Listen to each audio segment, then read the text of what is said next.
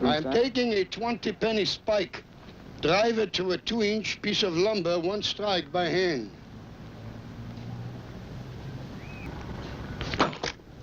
I think the nail is to the lumber. Newer isn't always better, and this is certainly true when it comes to working out, weightlifting, physical training in general. An example of this comes from the old-time strongmen. These were the classic, original strongmen who were less known for their physiques and more known for their incredible feats of strength. These guys existed in a time before steroids and many of the supplements that we use today, and yet they could achieve incredible feats of strength, some of which have never been surpassed. So what are their secrets? What are their techniques? I've gone into this topic in more depth on my website, but in this video I'm going to break down just a few of the unique approaches to training that the old-time strongman would use and that maybe we can incorporate into our own training as well. Clean living, no smoking, no alcohol, no squandering your life, nights by playing cards in stuffy rooms.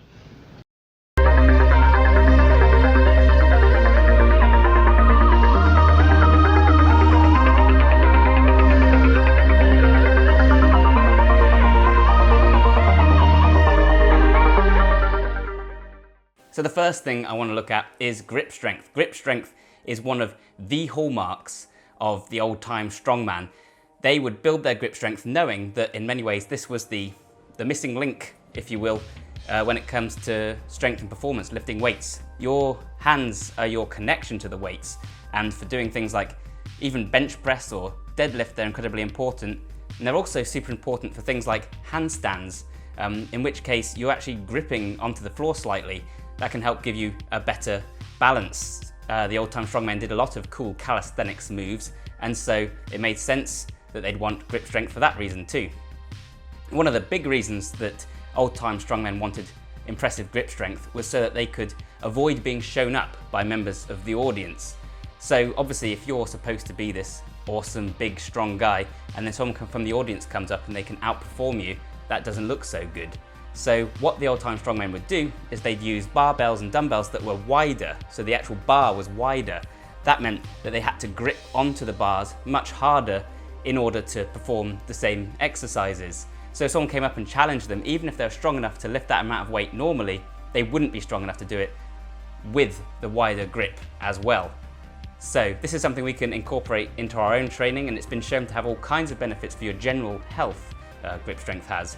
So how would you do it? Well, you could also do the same thing as the old-time strongmen. You could train by using wider bars. You can buy dumbbells and barbells with wider bars, or you could wrap something around the bar in order to make it wider, say a towel. Another option is, of course, grip trainers, and many old-time strongmen would use those. Another option, as we'll see in a moment, is overcoming isometrics and static contraction, and otherwise all the usual stuff. You can do wrist curls, you can do towel pull-ups, etc. But the take-home message here is focus on your grip. And if you get really good, then you might become as grippy as Joe Holtham, who was known for catching cannonballs with his bare hands. Although he did lose several fingers the first time he tried it, so I don't recommend giving that a go. Okay, the next one I want to talk about is muscle control. The mind-muscle connection is real. If you don't believe me, then how come I can do this? That's me wiggling my ears, and it's not because I have super bulky ears. I've never trained my ear muscles. It's because the mind-muscle connection for my ears is greater. Once I saw my uncle do it, and I decided I wanted to do it. I stood in front of the mirror and I tried and tried and tried. Eventually I've developed the connection, the ability to recruit the muscle fibers necessary to move my ears. And that's not what we're talking about here. Because imagine if you could do the same thing for your biceps. Now the average person doesn't contract 100% of their muscle fiber. Well, nobody does. The average person contracts about 30% because they're lacking that mind-muscle connection. And I've gone into the detail on that on other videos. I'm not going to do that now. But one guy I'm particularly interested in from way back when is a guy called Maxick. His original name was Max Sick, and he changed his name because apparently sick in your name isn't great for business when you're supposed to be all about health and fitness. Maxick preached muscle control, as he called it, and not only was he able to recruit the muscle fiber he wanted to a great degree, he was also able to actively relax the antagonistic muscles. So say you're doing a bicep curl, you're using your bicep, but at the same time the tricep is actually pulling in the opposite direction. When you tense any muscle, when you contract any muscle, the one surrounding it contracts too. So it's almost impossible to lift a bicep, to do a bicep curl without also engaging the triceps and thus making it more difficult for yourself. But Maxick claimed that he could actively relax the triceps to such a degree that he gained way more strength for all his lifts. You can actually get his book where he talks through how to increase your muscle control for your scapular retractors, I think that's the right name, etc, etc. He describes how to actually feel the muscle and build that connection. And since we know people like Arnold Schwarzenegger have talked about how important it is to focus on the muscle when you're using it if you want to build it to its massive potential. So how can you do this? Well, you can use the overcoming isometrics techniques that I talk about all the time and that are coming up in a moment. Or why not buy his book and read it? That's what I'm doing right now. And when I say buy, I mean download. He is long dead. It turns out though that some things never change, which brings me to my next point, progressive overload. Because old-time strongmen, they might have had some weird and different techniques to us, they might have eaten a whole load of eggs, but they also believed in just making their weights heavier in order to get stronger. And nobody believed this more than Milo of Croton. You know that guy.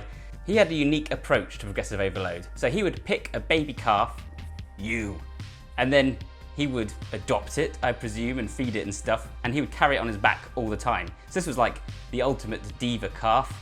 Like if you tried to take it somewhere, it would be like, carry me. But anyways, the calf would obviously grow over time, and he'd get gradually stronger because he was carrying the calf.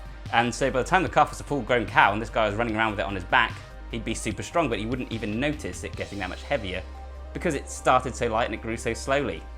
Okay, so that's a fairly ridiculous example, and I'm not recommending that you go and pick a calf, you'll be shot by the farmer.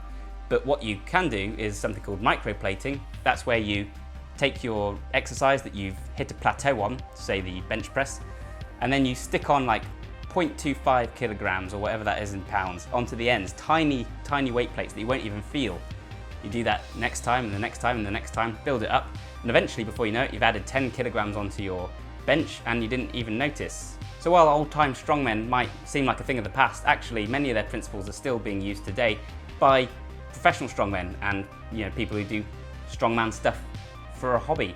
There are still people performing incredible feats of strength, and one of the ways they train is one of the same ways that many of the old-time strongmen would train, and that's with overcoming isometrics, static contraction. What that is, I've talked about it before, is it's pulling or pushing against something that won't move. It's an unstoppable object meets an immovable force, or the other way around.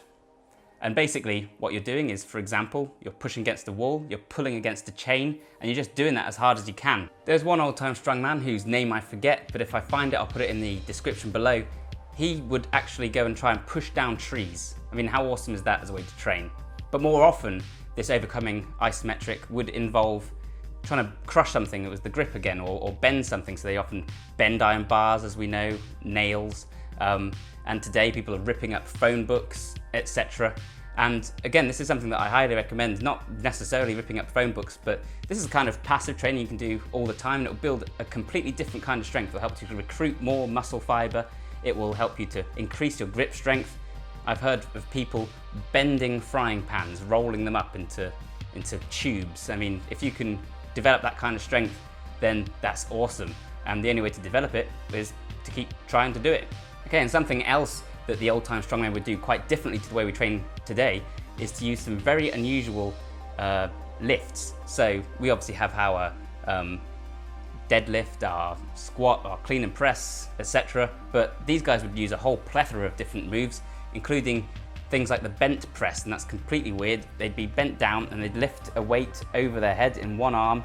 This is a barbell as well, so they're balancing the thing. Just the incredible amount of control and balance that this would involve, especially under such heavy weight, is incredible. And that's probably why a guy called Arthur Saxon, who dates back to the 19th century, still holds the record for that kind of lift, and it still hasn't been broken today. There's claims that Eugen Sandow managed to equal his lift. I don't think that's official.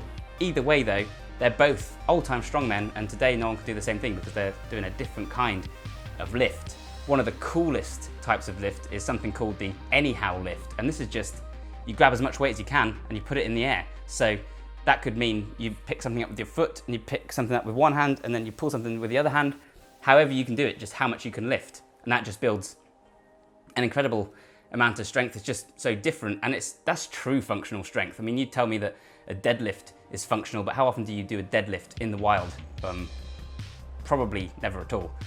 But on the other hand, what you do is unexpected moves. And so if you can lift an incredible weight in any kind of weird way, well then that is true functional strength. And a lot of these old time lifts were unilateral, one-armed. So they would lift a weight over their head with one hand.